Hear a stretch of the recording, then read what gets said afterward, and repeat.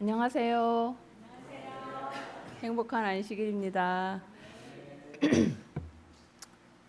오늘은 그 대총회가 제정한 여성 사역 강조일을 맞이해서 부족한 제가 순서를 맡게 되었습니다. 부족한 저의 모습을 보지 마시고 말씀으로 은혜 받으시기 바랍니다. 네. 오늘 함께 나누고자 하는 말씀의 제목은 큰 계명 마리아와 마르다입니다. 예루살렘에서 가까운 작은 마을 베다니에는 한 자매가 살고 있었습니다. 언니의 이름은 마르다, 그리고 동생의 이름은 마리아입니다. 이 누가복음 10장 38절로 42절에는 이 두 자매의 이야기가 기록이 되어 있습니다. 이 본문에서는 나사로가 나오지 않지만 우리가 잘 아는 그 예수님의 친구 나사로가 이들과 남매이죠. 자, 여기 그림이 하나 나왔는데요. 이 작품의 이름은 마리아와 마르다의 집에 계신 그리스도가 보이는 부엌입니다. 이 그림만 보고도 어떤 상황인지 예상이 되지요? 한번 예상을 해보시기 바랍니다. 주방에 있는 여성은 누구이고 또 저 멀리에 한 남성의 발치에 앉아서 경청하고 있는 여성은 누구일까요? 이 그림을 그린 에스파냐의 한 화가는 부엌에 있는 여성의 뒤에 있는 노파가 실제 인물일 수도 있지만 이 여성의 내면을 보여주고 있다는 해석을 해주었습니다. 이 그림이 어떤 장면인지 보이시나요? 네. 자, 오늘 본문의 말씀 누가복음 10장 38절로 42절 이 글을 다 함께 읽으면서 이 실제 상황을 성경 가운데서 살펴보도록 하겠습니다. 다 함께 읽겠습니다. 시작. 그들이 길 갈 때에 예수께서 한 마을에 들어가심에 마르다라 이름하는 한 여자가 자기 집으로 영접하더라. 그에게 마리아라 하는 동생이 있어 주의 발치에 앉아 그의 말씀을 듣더니 마르다는 준비하는 일이 많아 마음이 분주한지라. 예수께 나아가 이르되 주여 내 동생이 나 혼자 일하게 두는 것을 생각하지 아니하시나이까. 그를 명하사 나를 도와주라 하소서. 주께서 대답하여 이르시되 마르다야 마르다야 내가 많은 일로 염려하고 근심하나 몇 가지만 하든지 혹은 한 가지만이라도 족하니라. 마리아는 이 좋은 편을 택하였으니 빼앗기지 아니하리라 하시니라. 자, 이제 다시 한번 그림을 살펴보겠습니다. 이 시대에 예수님이 이 사역을 하시던 이 시대의 이 중동 지역에서는 이 손님이 오면 환대를 하는 그런 문화가 있었어요. 어떤 낯선 이방인이나 나그네가 오면은 보통 한 3일 정도 그냥 먹이고 재워주고 하는 것이 아주 당연한 그런 지역적인 시대적인 그런 문화였습니다. 구약 성경에 보면은 아브라함도 나그네 3명을 아주 푸짐하게 대접하는 그 장면이 기록되어 있는데요. 그들은 누구였지요? 바로 천사들이었지요. 그런데 이 아브라함이 이들이 천사인 줄 알고 대접을 했을까요?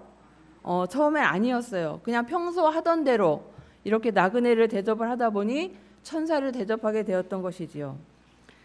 이 이야기에서 말하는 이 대접은 그냥 이렇게 지나가는 나그네 조금 이렇게 도와주는 그런 대접이 우리가 생각하는 그런 대접이 아니에요. 정말 아주 극진하게 대접하는 것이 내가 할 수 있는 최선을 다해서 그렇게 대접하는 것입니다. 그러니 예수님과 또 12제자 그리고 12제자가 갑자기 이 마르다와 마리아의 집에 찾아왔을 때 이 마르다의 분주함이 어떠했을지는 정말 우리가 상상할 수 있을 것입니다. 자, 그럼 이 이야기 우리가 본문에 읽은 이 말씀처럼 마리아와 마르다 중에 둘 중에 누가 바른 행동을 한 걸까요? 시대의 문화적인 관점에서 살펴본다면 마르다의 행동은 아주 올바르고 당연한 모습이었습니다. 오늘의 본문이 있는 이 누가복음 10장에는 아주 중요한 계명을 우리에게 말하고 있습니다. 마리아와 이 마르다 이야기 앞의 내용을 살펴보면 어떤 율법학자가 예수님을 찾아와서 예수님, 가장 큰 계명은 무엇입니까? 라고 물어봤어요. 누가복음 10장 27절을 다 같이 한번 읽어보겠습니다. 시작. 대답하여 이르시되 내 마음을 다하며 목숨을 다하며 힘을 다하며 뜻을 다하여 주 너희 하나님을 사랑하고 또한 내 이웃을 내 자신같이 사랑하라 하였나이다.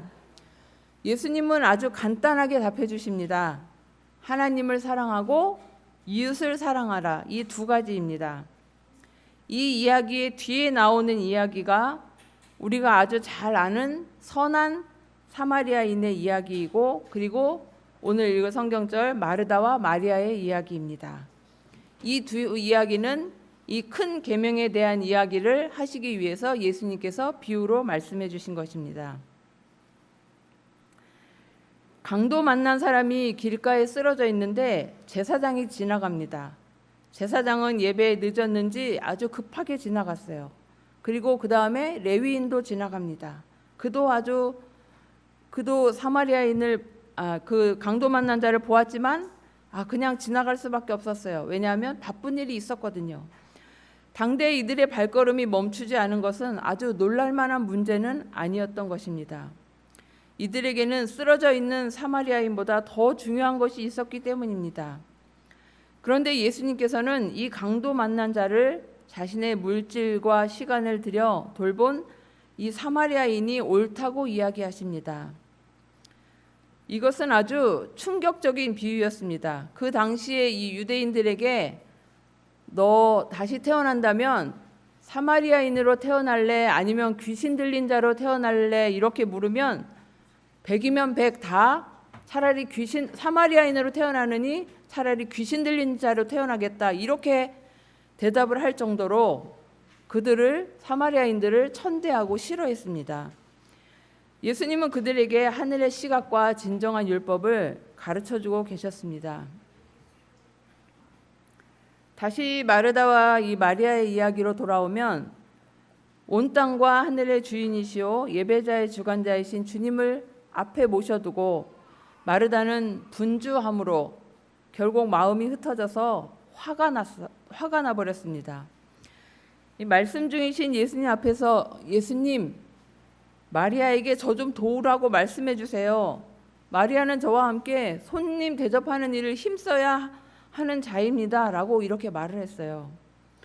그때 예수님께서는 하늘 백성이라면 어떻게 해야 하는지 마르다에게 알려주셨습니다. 누가복음 10장 41절로 42절 이것도 우리 다 함께 읽어보도록 하겠습니다. 주께서 답하여 이르시되 마르다야 마르다야 내가 많은 일로 염려하고 근심하나 몇 가지만 하든지 혹은 한 가지만이라도 족하니라. 마리아는 이 좋은 편을 택하였으니 빼앗기지 아니하리라 하시니라. 하나님께서는 자기 백성이 염려하고 근심하고 화내면서 사는 것을 결단코 원하시지 않으십니다.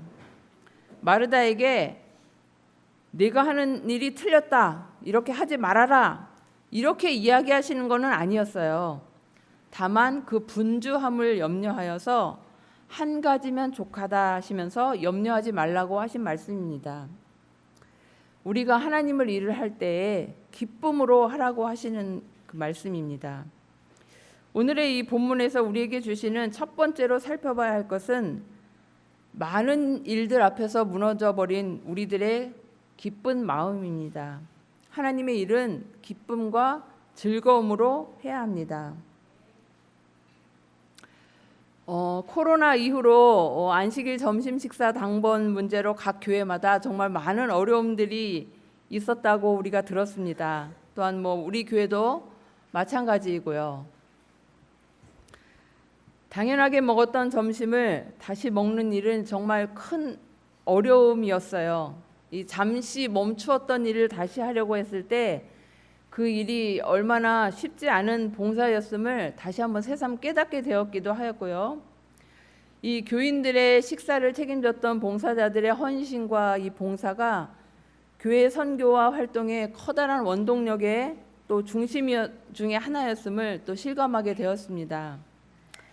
그래서 어떤 교회들은 간단한 간식을 나눠준다든지 아니면은 업체에 외주를 맡겨서 이렇게 식사를 하는 경우도 있고요.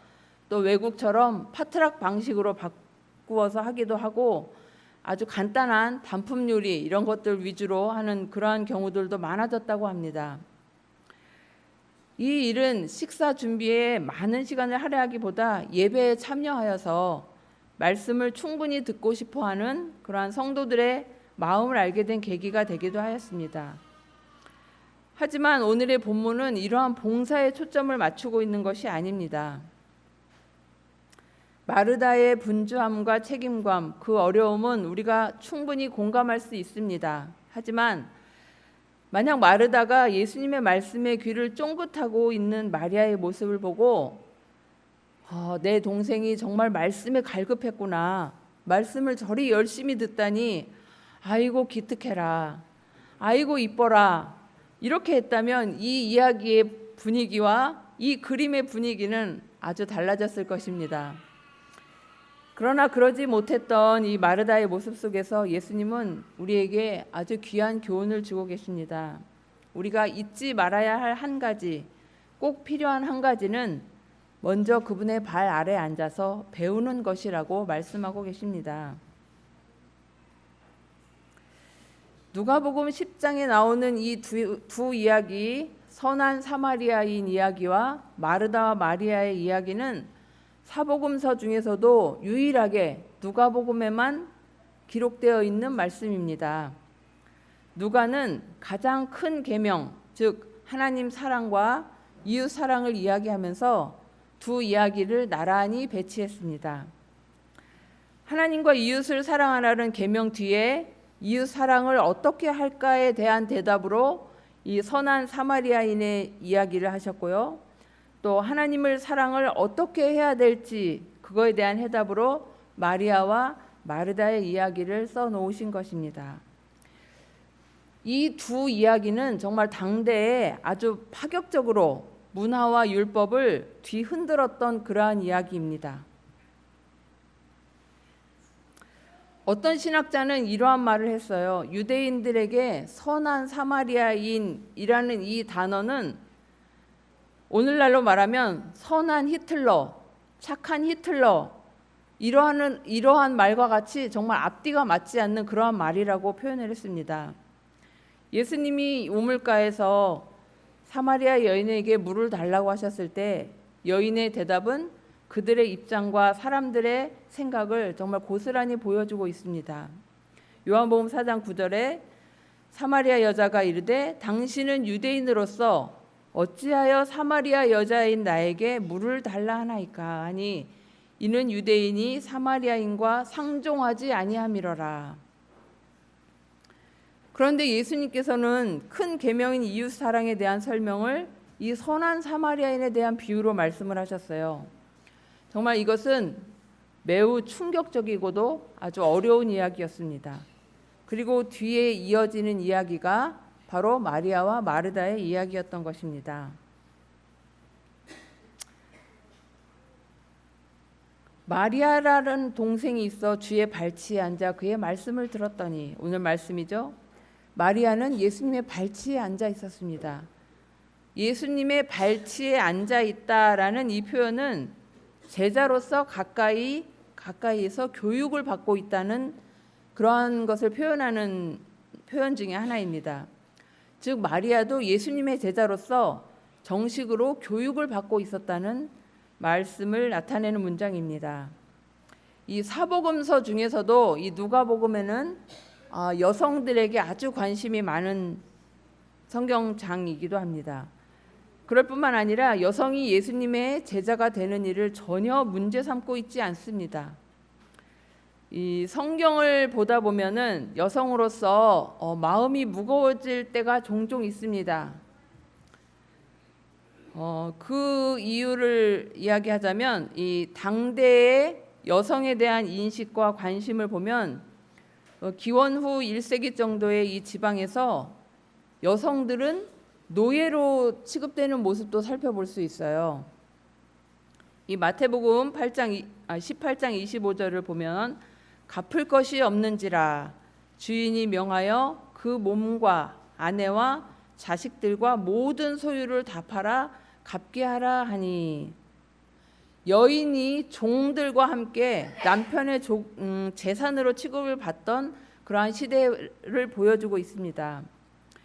이 결혼하기 전에 여성은 태어난 지 12년 6개월이 되면 성인이 되는데요. 그 성인이 되기 전까지는 아버지 소유의 재산이에요. 그리고 결혼을 하게 되면 남편의 소유가 되는 그러한 법이 있었어요. 그 당시에는. 그래서 여성은 매매를 할 수가 있었어요. 성경은 이러한 사실을 감추고 있지 않기 때문에 우리의 마음에 어쩌면 불편한 마음이 들 수도 있습니다.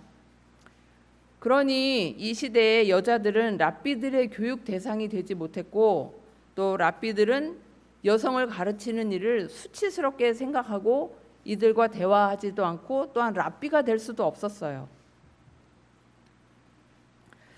이러한 상황 속에서 예수님께서 마리아와 마르다 여인들의 집에 머물며 여성에게 말씀을 가르치시는 이 모습은 정말 아주 파격적인 모습이었습니다. 심지어 오늘 읽은 그 본문 성경절에는 아직 나사로는 등장하지도 않았었거든요.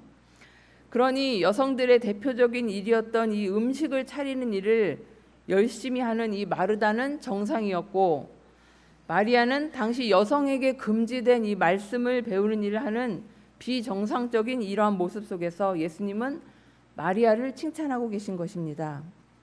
누가는 이 말씀을 통해 하나님의 말씀을 듣는 것이 그 무엇보다도 중요하다는 메시지와 함께 이스라엘에서 허용되지 않는 여성의 말씀 배움을 예수님은 허용하시고 권장하시고 칭찬하시며 모든 여인의 배움 권리를 인정하셨음을 드러내고 있습니다. 오늘의 본문 말씀 중에 41절로 42절은 예수님께서 마르다에게 하신 말씀인데요. 이 말씀을 잘 보면 마르다에게 책망하는 듯한 이 구절은 마르다를 책망하는 말씀이 아니고 마리아에 대한 변호를 하시는 말씀입니다. 예수님께서는 누가 틀리고 누가 맞고 이러한 것을 이야기하고 계신 것이 아니고 마리아와 마르다 둘 다 중요하다는 것을 강조하고 계신 것입니다.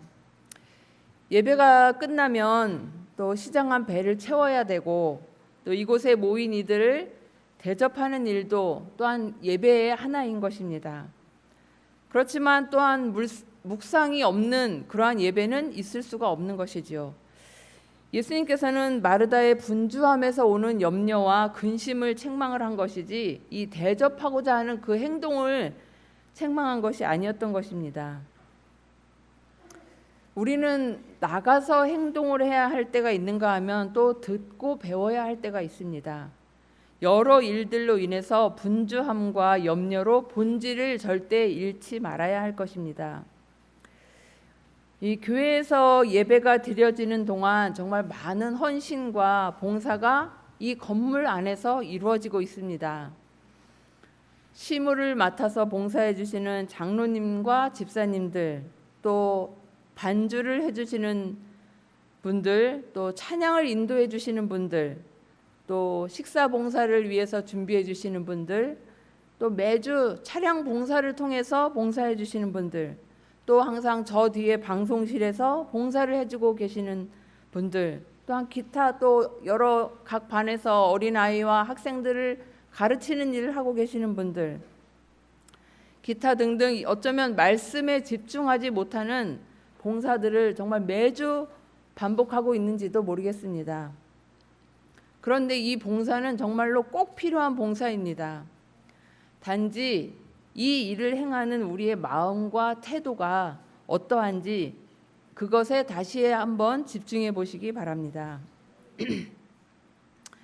내가 마르다이건 마리아이건 간에 진정한 예배가 어디에 있을지 기억해야 합니다.